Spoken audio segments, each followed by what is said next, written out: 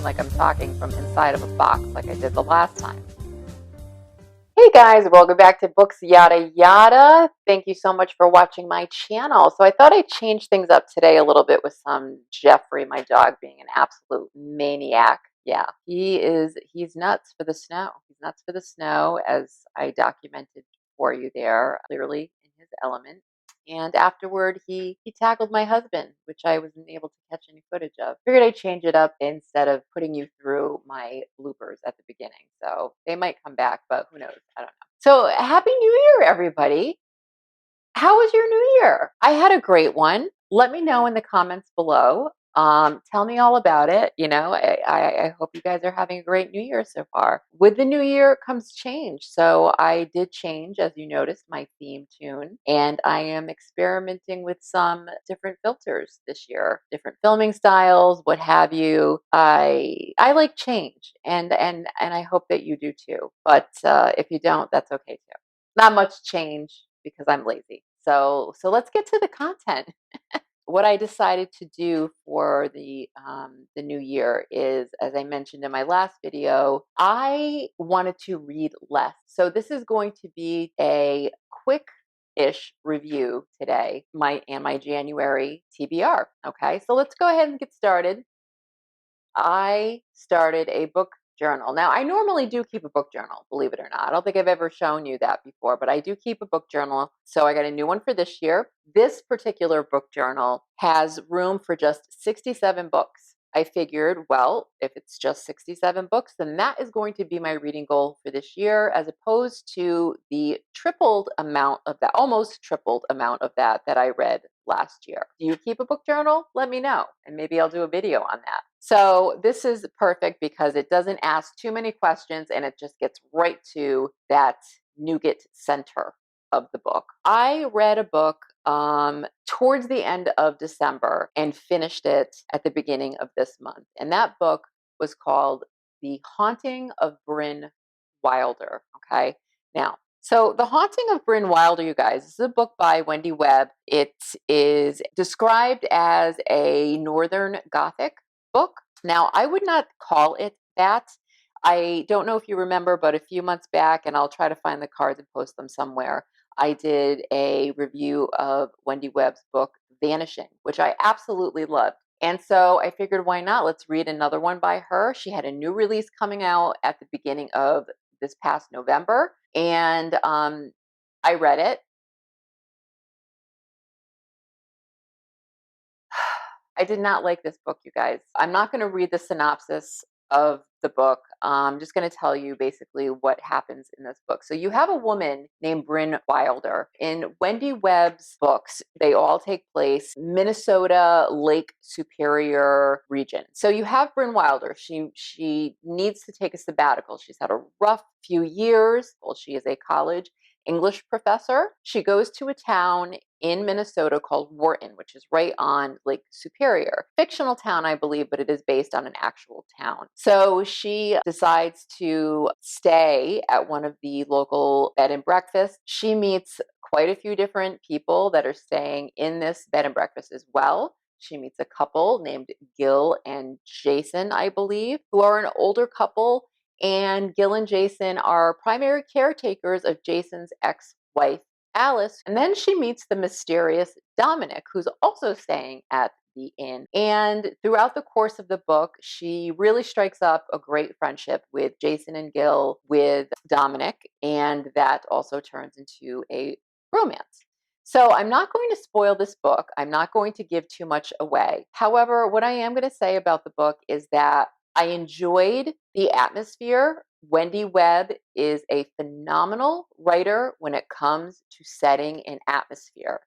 And she really uses that whole Lake Superior, that whole region of Minnesota, and really makes you feel like you're there. She actually makes you feel like you want to go and visit this place. But that's about it.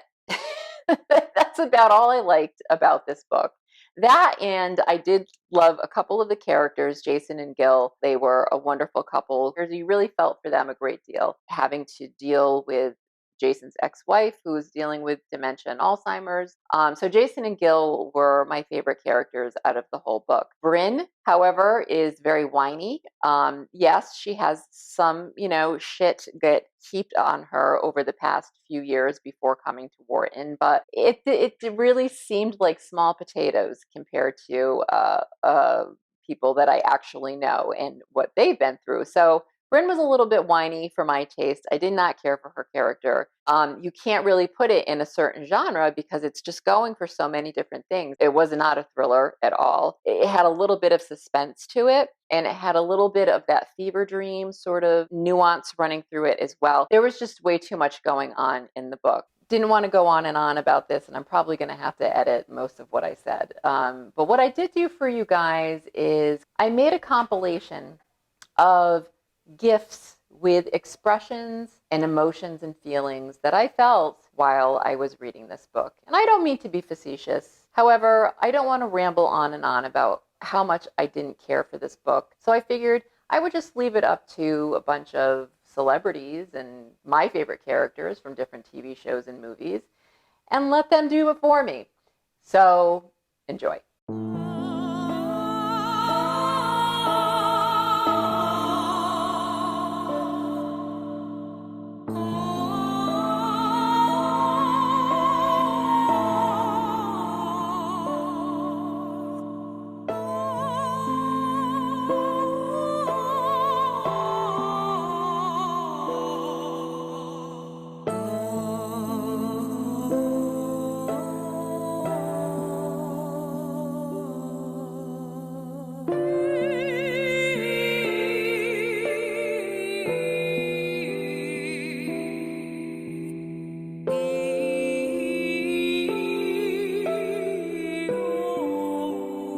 Yeah, so I think I'm just gonna keep doing that from now on. And that'll be like my star rating is a GIF rating. Can I do that?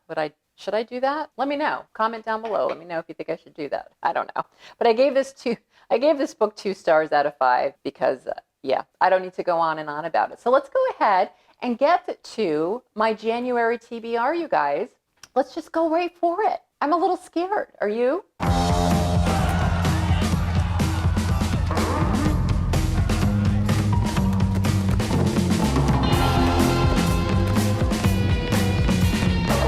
Who's afraid of TBRs? I am. Just like Virginia Woolf. I only have 4 books, you guys, this month that I am planning on reading. And I did count The Haunting of Brynn Wilder as one of them. So I guess that's... So first book on my TBR is The Dead Season. So this book is the sequel to the Shana Merchant series, which I read back in November, I want to say. I'll insert the cheese curds, which they talk about cheese curds in this book, believe it or not, because some of it takes place in Vermont. Death in the Family by Tessa Wager. That is the first book in the Shana Merchant series. It is a police procedural. First book came out beginning, I believe, of last year of 2020. I read it, loved it. You'll see the review in that particular card if you click on it. This book, the sequel, takes place about 3 months after the events of the last book, which was Death in the Family. Shana Merchant, who is our protagonist, she is a lead detective in the Alexandria County portion of the Thousand Lakes region in upstate New York. So it takes us to her hometown in Vermont, which is called Swanton. Basically what happens is she gets a phone call from her mother one day. She has been put on suspension from the events of the last book. She suffers from PTSD and is undergoing counseling, is undergoing therapy, is basically just taking a break from being a cop right now to heal herself. So Shana gets a phone call from her mother saying, well, the police have found some human remains that are about 20 years old, but it turns out to be a member of Shana's family. So she goes back to Vermont to find out and help find out who it is. And a huge part of the reason why Shana Merchant has PTSD is because of the fact that she was kidnapped by a man named Bram. We find out in the second book a little bit more about Bram and who Bram is. Basically what's going on in this book, she's returning to her hometown. town. So the next book that I'm currently reading is called The Wrong Family by Tarryn Fisher. Now, if you guys know and remember, I loved a book last year called The Wives. Some of you loved it, some of you did not. It's one of those polarizing books. And I feel like Tarryn Fisher is sort of a polarizing writer, but I love her for that, and I love her books for that. She writes characters, especially women, who are just really angsty and really kind of crotchety, and you might like them and you don't. I usually like them because they're very feisty, and I love that kind of writing style. She does have a writing style that is very grunge girl, and I appreciate that a great deal because I was a grunge girl. I love Tarryn Fisher, and I love all of the books that I read by her so far. So most of her books take place in the Seattle area. That is her hometown. That is where she's from. So I like reading about Seattle. I like reading about the West Coast because sometimes, I love reading about New England where I live, but it's nice to get out of New England sometimes, you guys, and go over to the West Coast. So I'm just going to really quick read the synopsis of The Wrong Family. I did start this book this morning, and so far I'm like into probably, I don't know, 50 pages or so, and I'm really enjoying it. So, synopsis is, have you ever been wrong about someone? Juno was wrong about Winnie Crouch. Before moving in with the Crouch family, Juno thought Winnie and her husband Nigel had the perfect marriage, the perfect son, the perfect life. Only now that she's living in her beautiful house, she sees that the cracks in the crumbling facade are too deep to ignore. Still, she isn't one to judge. After her grim diagnosis, the retired therapist, that hits a little close to home for me, simply wants a place to live out the rest of her days in peace. But that peace is shattered the day Juno overhears a chilling conversation between Winnie and Nigel. ... She shouldn't get involved. She really shouldn't. But this could be her chance to make a few things right. Because if you thought Juno didn't have a secret of her own, then you were wrong about her too. From the wickedly dark mind of best-selling author Tarryn Fisher, The Wrong Family is a taut new thriller that's riddled with twists in all the right places. And I like that description of Tarryn Fisher. Wicked. She is a wickedly dark mind. She really does. I read 3 of her books so far, and they are all very, very dark and very wicked. Again, I'm about 50 pages into this one so far. Identifiable, love it. It's only 279 pages. We'll see how it goes. 4th book. Yes, I am going back and I am doing a reread, you guys. I'm going to reread Interview with a Vampire by Anne Rice. This book was written in 1976, you guys. Yeah, it's almost as old as I am.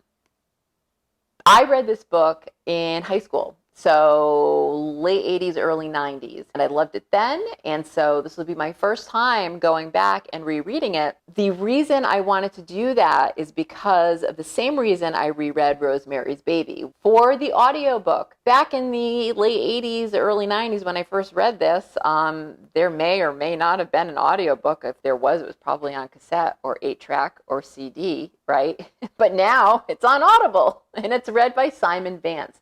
And if any of you guys read a lot of audiobooks, you probably know who Simon Vance is. He is an amazing British narrator. He is, I believe he's an actor. Most audiobook narrators are actors as well. And he has that wonderful British accent. And so he is narrating Interview with a Vampire. I believe he narrates the whole Vampire Chronicles series. So I'm really excited about reading this with his narration. Yeah, so we'll see how that goes. So that's it, you guys. That is my January TBR. Like I said, I was going to keep things really, really simple this year. I have a reading goal of 67 books, as I said before. We will see how it goes. That's about 1 book a week, and that little extra might be some Audible originals, things of that nature, maybe some novellas or whatnot. As always, you guys, let me know how you are doing. I know this is going out pretty late, I know, but let me know how you are. Anyway, it's been a busy few weeks for me, and it's probably been that way for you too, and you're doing a lot of catch up right now. I am retired, but I have other projects in the works, and so those things are keeping me busy, and you'll find out about them soon enough. Keep watching my channel and you will know all about that stuff. Have a great day, you guys. Again, as always, please comment down below. Let me know if you've read any of these books. Let me know what you thought about these books. I'm very eager to know and hear what you think, okay? So you have a wonderful rest of your day, and I will see you the next time.